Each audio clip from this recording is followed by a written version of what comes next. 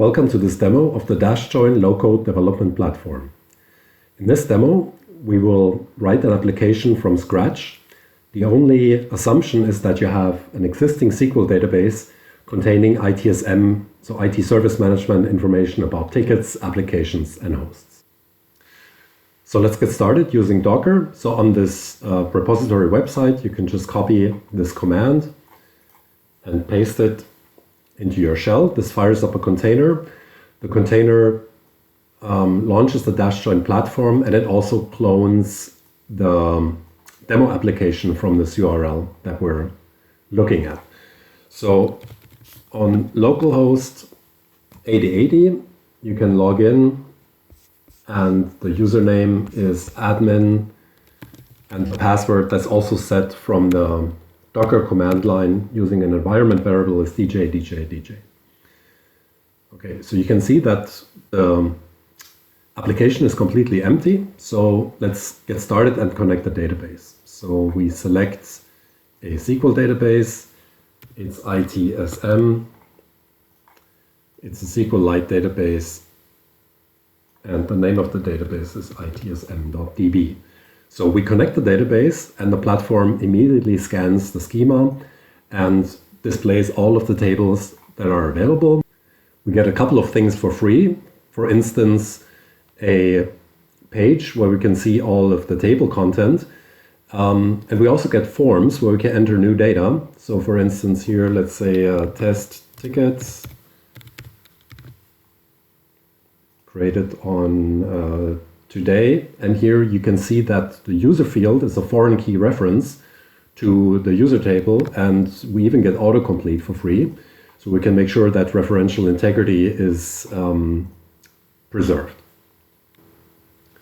We also have the ability to do a full text search on the database. So if I search for London, for instance, I get both the host that is located in London as well as the data center that's located in London. Okay, these are the things I get for free. Now let's customize the application. So I can go into edit mode and add a new widget. The new widget I want to add is a chart widget. The chart type should be donut. I want to do it on the ITSM database. And let's say these are the hosts per data center.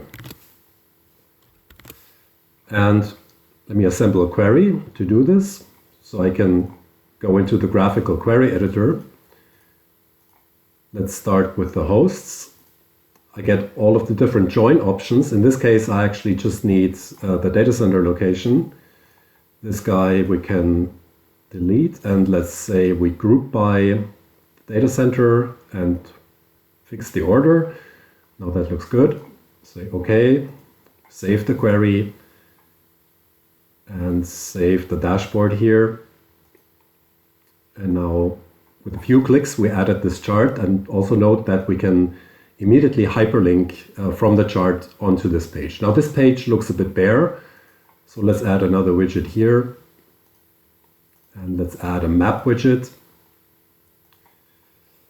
So we can use value, gives me access to the current database record. So we need, for the map widget, we need the address be fed onto the into the widget, and now we have added the map widget to the data center. Okay, so now let's have a look here. But this also works for all of the instance pages. Actually, here we have a small typo, so it's Mandela Way. Let's update, and now the map shows up for here as well.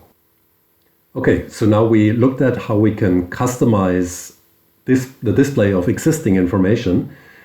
Now the next thing we want to look at is how we can actually import new information into the database in order to enrich the information that we have in the CMDB. So what we did here is we have two extract, transform, load processes, which we already ran, that load information from the National Vulnerability Database. And this information we can access using a prepared dashboard that we've done. So we have a SQL query that basically joins together information about our software together with the vulnerabilities, and gives me a list of systems that are affected by by current vulnerabilities. So in this case, for instance, I have the SAP host agent and the NetApp ONTAP, which I should patch in order to be secure. Now let's add additional information. And the data source we choose is the MITRE attack framework that contains information about actual hacking campaigns that took place and that exploited a certain CVE. So let's load this information. So we choose an ETL. It's the MITRE attack framework that we're using. Now the expression is the following. So what happens here is that we do an ls, so we basically iterate over files on the file system that are part of the demo application. So that's the data we want to load. We take the URL of those files and feed it into the OpenJSON function, which actually parses the JSON and makes it machine readable so we can load it into the platform. You get a preview of the data down here, so we can do a preview and edit mappings. So we do have a primary key. This is the actual payload, and let's say we're interested in the description field. So let's further restrict or do basically dive into this, transform this object into and filter out this description string. So that looks good. The table we want to rename and load it into the MITRE table in our SQLite database. So we say, okay, the target database is the ITSM. We want to create the schema, and in case there's old data, we want to delete it. So we can now create it, go on here and run the function. And now the ETL has started. So let's go back to the cyber dashboard and let's look at this log4j CVE. And let's have a look at the MITRE table. So these are the campaigns that we have just loaded using this ETL process. And now we can do a full text search on the log4j, and we actually get 2 hits. So there were 2 campaigns that exploited this. So we can go here. So now this object seems to be a markdown. So let's use the markdown widget to visualize this information. So we have a markdown widget. We want to visualize the context, and the context we load again, similar to the map widget, using value.objects. Okay, and now let's save this layout.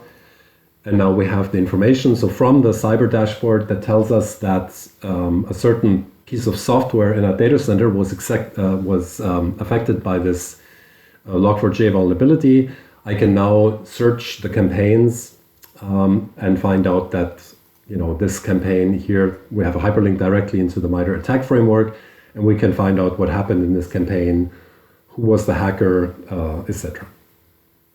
Okay, so we've seen how we can load information from external sources into our database. The last thing we want to look at is how we can include REST services, microservices, or other APIs in order to perform a certain task. So let's have a look at the ticket again. So here, what we might want to do is to classify the ticket description using a large language model in order to perform a certain classification. And we have a small demo of this in this notebook dashboard, where we run with $exec, we basically run the Alpaca large language model that's tuned to be run on commodity hardware. Now, please note that this example requires some additional installation, and it will not work on the Docker image that you can download. But here you can see a certain prompt or prompt engineering. So we say, summarize the following ticket as a JSON object containing issue, time, and category, and then follows the text that a user would enter into the tickets using the ticket form. So now let's run this. Okay, we can see that the large language model actually did a pretty good job. It generated, in the out, it generated the string, which we can parse into JSON, containing the issue, I need help upgrading Office, the time, tomorrow at 10 a.m., and the category, user has insufficient privileges. So of course, using some prompt engineering and some more customized large language model, we can achieve a better outcome here.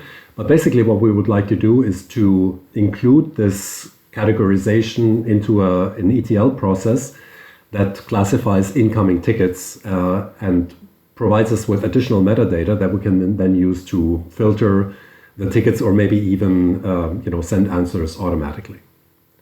Okay, this concludes the demo. So in these couple of minutes, we started from scratch, looked at some of the default visualizations that the platform provides, but just attaching a database. We customized some dashboards using this pie chart, for instance. Saw how we can graphically assemble queries. We saw how we can very easily extend the information and load external data sources. So we did this with the MITRE ATT&CK framework and the National Vulnerability Database to get a fairly comprehensive cybersecurity dashboard. And we, in the last section, saw how we can add machine learning and AI services quite easily. Okay, thanks very much. Please check out the website and download the demos and the tutorials. We have all the information available on the web.